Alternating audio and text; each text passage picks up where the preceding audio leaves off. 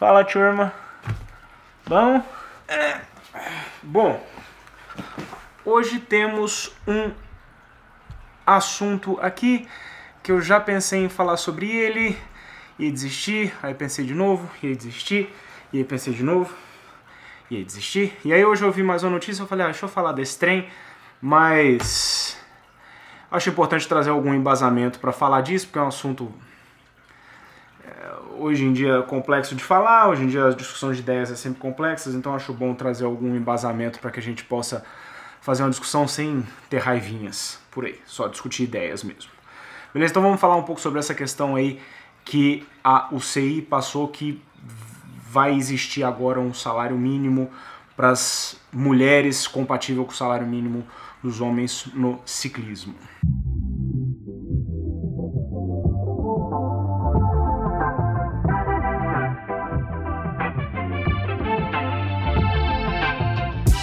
Bom, por que eu trouxe esse pequeno calhamaço de livros aqui?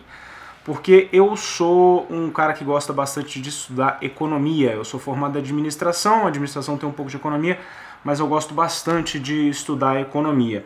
E eu gosto de estudar a história do pensamento econômico, porque eu acho que assim, tudo que existe no mundo hoje em dia passa pela economia, porque todas as relações tem a ver com dinheiro, tem alguma coisa a ver com quem paga a conta, ou qualquer discussão sociológica, qualquer discussão que exista na sociedade de um modo geral hoje em dia passa de alguma forma pelo problema econômico.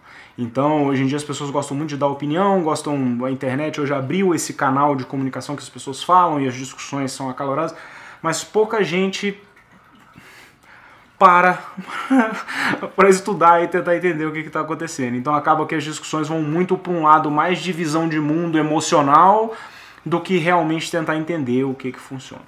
Então, bom, para mostrar um pouco das coisas que eu leio e do porquê que eu tenho esses pensamentos, só para explicar para vocês do que eu acho que qualquer pessoa deveria estudar minimamente para entender o mundo de hoje em dia e poder dar algumas opiniões minimamente coerentes, né?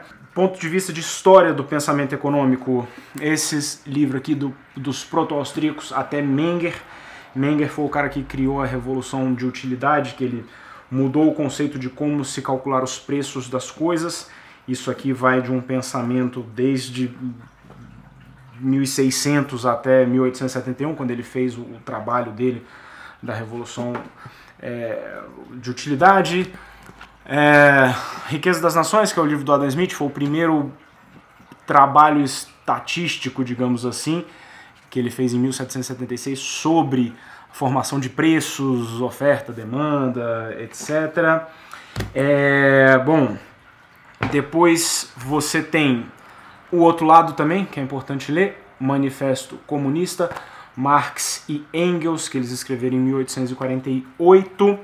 Depois do Manifesto Comunista veio O Capital, que foi um livro que eu li com bastante atenção, inclusive ele está cheio de anotações e coisas, então que é importante, apesar de eu ser uma ideologia de direita, eu sou me considero um liberal clássico, eu estudo bastante as ideologias de esquerda, então Capital é bastante interessante de ler, até para você ter um conhecimento econômico, você entender o que as coisas aconteceram. Esse livro aqui é incrível, que é o A Ação Humana, do Ludwig von Mises, no qual ele escreveu no meio deste século passado, no meio do século XX, lá pela década de 40 ou 50, se não me engano. É muito interessante, mas é muito interessante também você ler esse livro aqui, O Cálculo Econômico no Estado Socialista, depois de ler o Capital, porque ele foi a primeira, digamos assim, refutação econômica do Capital do ponto de vista, enfim. Esse livro aqui é muito bom, que esse aqui é meio que o livro final de todos esses livros aqui são do Mises, e esse livro aqui é meio que um compilado deles. Outra coisa interessante também é ler um pouquinho sobre Gramsci, esse aqui é Ressurgimento e Unificação da Itália. Enfim, Dialética em Lukács, sobre liberdade, do John Stuart Mill, Burocracia, do Mises, também é muito bom. Enfim, só para trazer aqui algumas coisas que eu acho que é um mínimo do ponto de... É sério mesmo, coisa pra caramba, mas eu acho que isso aqui é o mínimo do mínimo do mínimo do mínimo do mínimo que você tem que estudar para você poder entender do que você está falando minimamente se você for discutir alguma coisa sobre economia e você não está falando algo partindo de achismo ou qualquer coisa assim. Se você gosta de ser um achista, ok. Mas de outro ponto eu acho interessante você estudar um pouco. Bom, então voltando lá para a questão do salário mínimo. A UCI passou uma regra de que agora o ciclismo feminino vai ter um salário mínimo de 20 e poucos mil euros. Não lembro exatamente qual que é o valor, mas nem faz diferença a questão do valor. E a grande discussão aqui é se isso vai ser positivo ou negativo para o ciclismo feminino. Por que que o salário mínimo geralmente ele é uma coisa ruim do ponto de vista econômico para as pessoas que estão recebendo esse salário mínimo? Porque geralmente ele cria uma barreira, que abaixo dessa barreira você tem desemprego. Quando você teve a Revolução Industrial, lá no meio do século XVIII, você teve um êxodo rural em que várias pessoas na Inglaterra saíram do campo e foram para as cidades, quando você estava começando a ter um processo de industrialização, principalmente com indústrias têxteis, da tecelaria de algodão e tal. E aí você teve um excesso enorme de mão de obra e você tinha poucas indústrias. Você tinha um monte de gente querendo trabalhar, poucas indústrias, então você tinha um excesso de mão de obra. E aí as fábricas falavam assim, tá, a gente emprega todo mundo, mas a gente pode pagar $1 por mês para cada um. E aí o pessoal falou, ok, tô ganhando nada lá no campo mesmo, venho pra cá e trabalho pra você por $1 por mês, que seja. Aí as indústrias começaram a crescer, essas pessoas que trabalhavam por $1, falou assim, bom, abriu uma outra indústria ali, tá todo mundo ocupado, essa indústria, para atrair mão de obra para ele, falou o seguinte, ó, eu pago 2, em vez de pagar 1. Aí o pessoal falou, opa, então vou lá para trabalhar para 2. Aí esse cara que tá aqui falou, ixi, vou ter que subir o meu salário também, porque senão vai ficar... E isso foi, o processo de industrialização foi acontecendo, a indústria começou a crescer, você começou a ter diversas fábricas, e os salários foram crescendo naturalmente. Aí, depois, principalmente deste movimento aqui, você começou a ter um processo de sindicalização, você começou a ter algumas discussões e falar assim, não, você precisa ter um salário mínimo, você precisa criar um salário mínimo que faça com que o mínimo de condições de subsistência sejam dadas para um trabalhador. Joia, isso do ponto de vista moral e até ético, bacana. O problema é que, o que acontecia? Quando você tinha os ciclos econômicos, de que às vezes as coisas iam bem, as coisas iam mal, aí até tem um outro livro deste cara aqui, do Ludwig von Mises, que chama a questão da teoria do crédito, que tem mais 1000 páginas, e ele fala justamente que geralmente o excesso de crédito oferecido por instituições governamentais, Banco Central, etc., isso gera os ciclos econômicos, porque você gera um excesso de... Isso aconteceu no Brasil, quando você teve aquela empurração de crédito em todo mundo saiu comprando um monte de coisa, saiu investindo um monte de coisa, e de repente deu tudo errado e brum, quebrou a economia. Então eles têm essa teoria de que as bolhas, né, as bolhas vêm de excesso de crédito, né, políticas de facilitação de crédito. Volta. Então, quando você tem esses ciclos econômicos, o que acontece? Quando você tem essa situação de que tem mais indústrias aparecendo, mais coisas produzindo, as pessoas precisando de mão de obra, os salários vão crescendo. Só que aí quando você tem o processo inverso, às vezes você tem uma dificuldade financeira, ou o mercado passa por alguma coisa, acontece uma catástrofe, uma guerra, alguma coisa assim, as indústrias começam a produzir menos, você tem menos dinheiro para pagar salários, ou seja, em tese os salários teriam que diminuir, porque o empresário está ganhando menos, ele teria que pagar menos salário. E com o processo de sindicalização e tudo isso, você começou a ter leis que impediam que isso acontecesse. Ou de salário mínimo, ou de impossibilidade de você reduzir salários. Então hoje em dia, por exemplo, no Brasil, você tem essa situação. Você não pode reduzir o salário de alguém. Se alguém ganha 5 mil reais, você fala, cara, eu apertei aqui, sei lá, você é dono de uma loja, você tem um gerente, você paga 5 mil reais pra ele, a loja tá indo mal, você não tá conseguindo.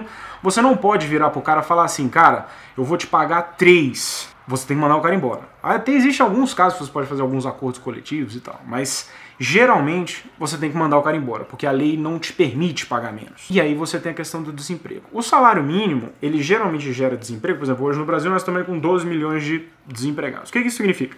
A indústria e as empresas e os serviços brasileiros, a gente fala muito de indústria, mas todos os empregadores do Brasil, até porque 80% dos são microempresários, o cara é dono de uma barraquinha de cachorro-quente, de uma banca de jornal, um negócio assim, não estão com condições de pagar mais ou pelo menos igual ao salário mínimo para que essas pessoas sejam empregadas.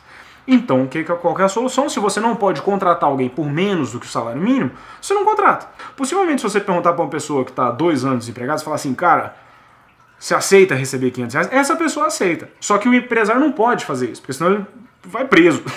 Se ele for contratar alguém, vai ser trabalho análogo à escravidão, não sei o que, essas coisas. Então, você gera essa barreira que faz com que você gere desemprego.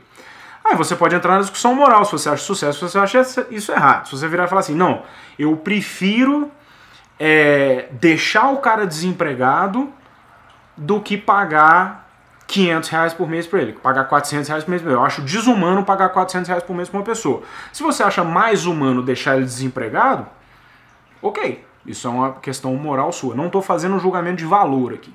Estou fazendo simplesmente uma análise do que acontece no mundo de verdade. Existe o mundo romântico e o mundo de verdade. Por isso que eu falo, é bom estudar a economia para você entender o mundo de verdade e o mundo romântico. Voltando lá para a discussão do salário feminino.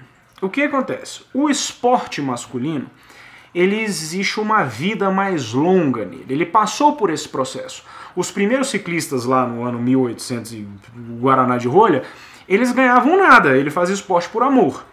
Aí o esporte começou a crescer devagarinho, começaram a aparecer empresas falando, pô, esse negócio tá dando certo, vou investir um pouquinho de dinheiro e tal. Aí beleza, conseguiu pagar um pouquinho melhor os ciclistas. Pô, apareceu um astro do ciclista, pô, alguma equipe falou, cara, eu vou pagar mais pra esse cara que eu preciso trazer esse cara. As equipes falam, não, eu preciso chamar atletas melhores, vou oferecer um salário melhor.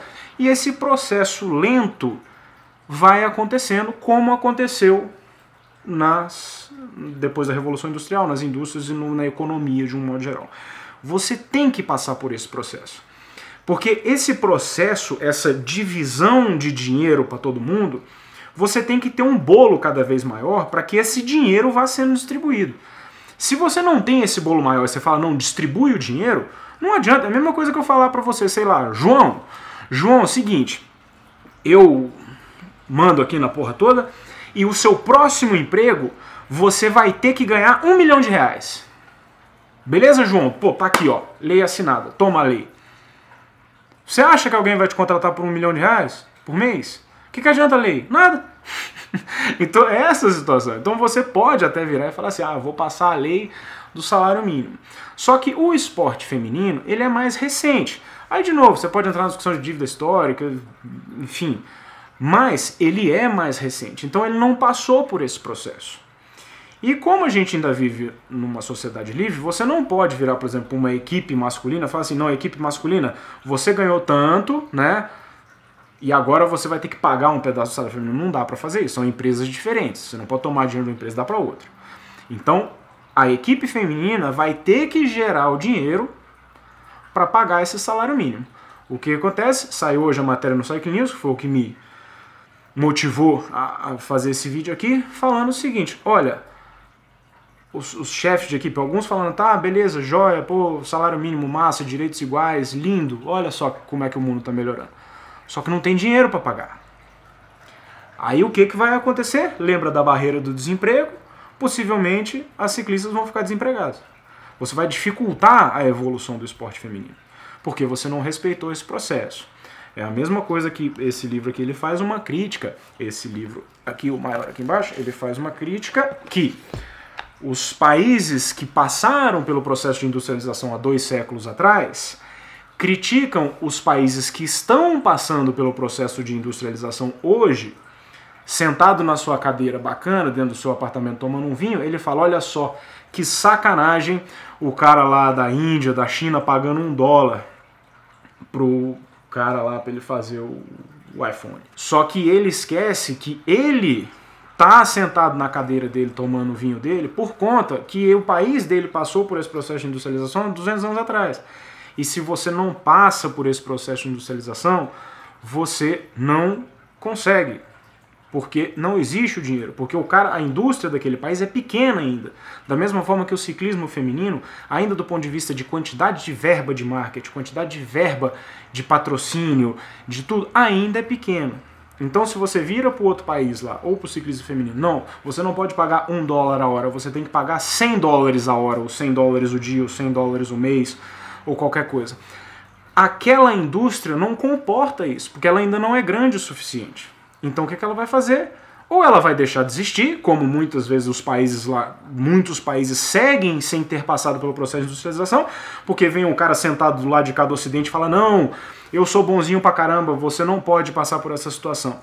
Aí aquele país não passa pelo processo de industrialização e a população fica miserável eternamente, e o cara que passou a lei aqui na ONU, ou sei lá, fala, nossa, olha só como é que eu sou bonzinho, eu não deixei o cara receber $1 a hora e eternizei ele na miséria.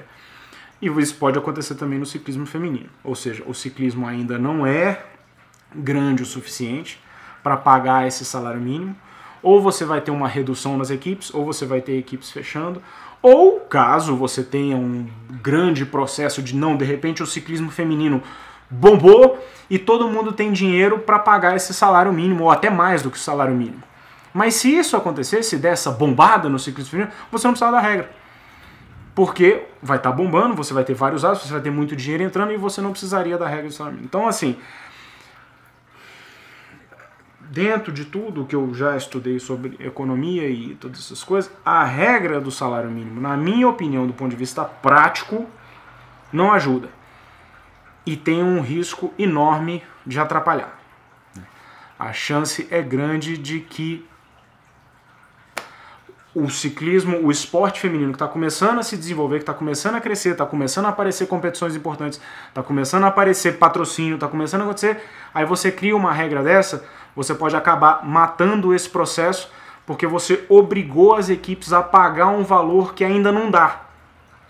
Talvez daqui a 5, 10, ano que vem, daqui a 2 anos, dê.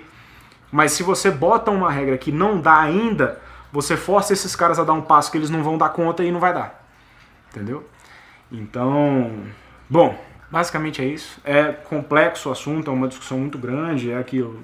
É bastante coisa que tem que se tentar entender e se tentar para realmente conseguir fazer uma discussão sem entrar em juízo de valor, e sim analisando assim, qual que é a proposta e qual que é o resultado que ela gera.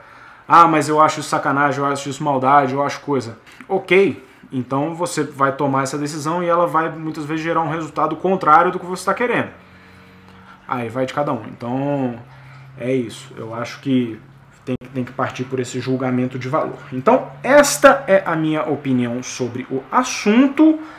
Não sei o que vocês acham, não sei se vocês acharam esse vídeo um saco, mas enfim, é um assunto que eu gosto e como está em voga essa coisa de salário, não sei o que. Achei interessante passar uma perspectiva e tentar trazer um pouco de informação diferente aí pra vocês. Beleza? Ok? Então tá. Like no vídeo, se inscreve no canal, deixa aqui os seus comentários sobre o assunto. Se você já leu alguma dessas coisas aqui também, vale a pena. Como eu falei pra vocês, leiam Marx, leiam Engels, leiam Gramsci, leiam a Escola Austríaca de Economia, leiam Adam Smith, leiam tudo, que é um bom caminho para vocês entenderem o mundo. Valeu, turma, um abraço para vocês.